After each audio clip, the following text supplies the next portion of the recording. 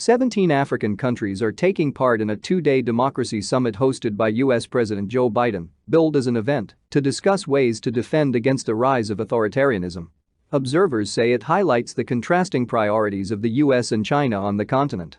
The summit comes just over a week after the Triennial Forum on China-Africa Cooperation, FOCAC, was held in Senegal's capital, Dakar, which has grown in significance as China became the continent's largest trade partner. China's President Xi Jinping announced investments of at least $40 billion (£30 billion) in projects spanning agriculture, digital economy, climate change, industrialization, as well as 1 billion doses of COVID-19 vaccines in donation and joint manufacturing. It appears counterintuitive, but the more democratic a country, the closer they get to China, said W. Jayudmoor, a senior policy fellow at the Center for Global Development. The biggest need in Africa happens to be infrastructure, and the funder to turn to in the last 20 years has been China, he added. Infrastructure for elections at the FOCAC event, a photo of Sierra Leone Foreign Minister David John Francis handing over an artist's impression of a yet-to-be-built 7 kilometers (4-mile) long bridge to his Chinese counterpart Wang Yi demonstrated China's important role in Africa.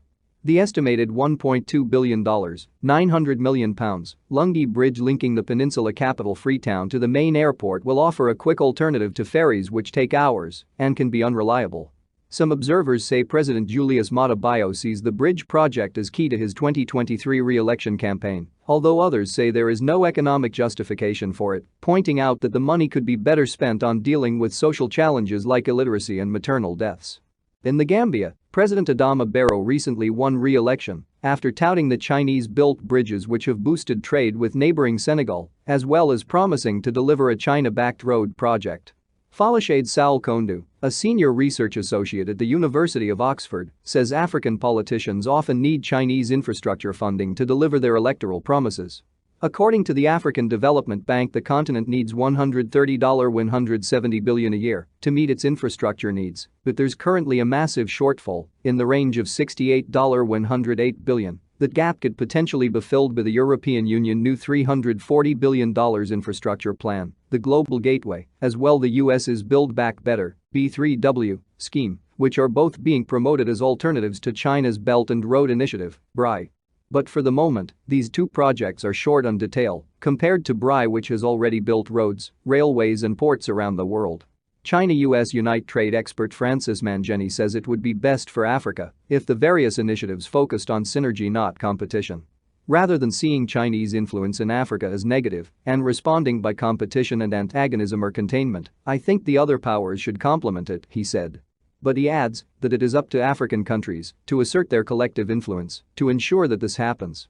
However, the Global Gateway and B3W can have advantages over China's initiative if they focus more on technology transfer, faster delivery of projects, and on investment that is less centered on debt, Ms. Sal Kondu said. Mr. Moore agrees, saying that Africa needs to diversify its infrastructure funding, so this is a good problem to have. But he adds that China has built cost-competitive infrastructure on the continent, and it will therefore be tough, especially for US construction companies, to compete. He suggested that the US and China have different strengths that can be complementary to meet infrastructure, health, education, and security needs in Africa. The US has great strength in human capital investment. Its universities are the best in the world, so are its health systems. China could build the hospitals and the US could train the doctors, Mr. Moore said. With the continent's population projected to double to 2.5 billion people by 2050, the focus on economic, social, and political development is key. The Africa Free Continental Trade Agreement, AfTA, an initiative launched in January to increase intra-African trade from its very low levels, is seen as a key way to achieve these aims. Mr. Mangeni says China's proposal to link up BRI and AfTA would massively boost trade on the continent and beyond. The cost of trade in Africa is the highest in the world, with transporting goods making up 90% of the cost, he said, adding that some of these people criticizing China did not step in to invest in infrastructure. Uganda's President Yoweri Museveni, who was not invited to the US Democracy Summit, a decision his foreign ministry termed a big mistake, welcomed the Chinese private sector's deepening engagement, saying Western private investors were losing appetite. Mr. Museveni has been among a group of leaders pushing for increased access for African products to the Chinese market.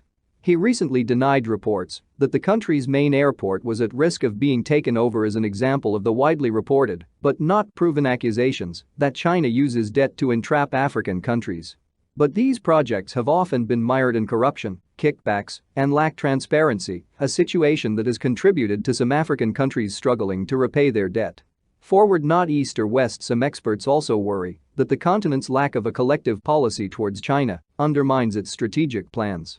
Overall, China plays an important role as Africa's development partner, but Africa must be more proactive and coordinated in its relationship with China, wrote Davis Monyi from the Center for Africa-China Studies at the University of Johannesburg.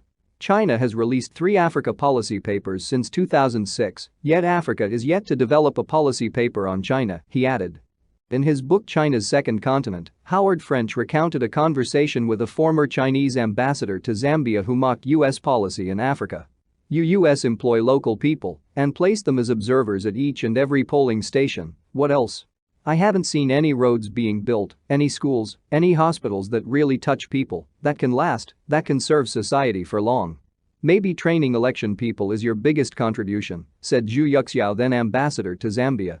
French wrote that he responded by mentioning the US's emergency plan for AIDS relief, PEPFAR, which has provided life-saving drugs for millions of people on the continent since its launch in 2003. He recounted that Mr. Zhu's entire response consisted of a nod. The U.S. engagement in Africa is extensive, especially in security and health services. Its African Growth and Opportunity Act, AGOA, also gives African businesses access to the lucrative American market. But Africa, as a unit, should chart its own path, just as Ghana's independence leader Kwame Nkrumah famously rallied the continent to face neither east nor west but face forward. According to studies, a majority of Africans want to live in free democratic countries, but they also want governments that deliver good roads, better education, security, healthcare, and much more. In order to achieve these aspirations, African leaders should put the continent's interests first and cherry-pick from the different schemes on offer, rather than becoming pawns in a global competition for influence, analysts say. Thanks for watching. Please give me a massive favor. Hit the like button and subscribe for more news.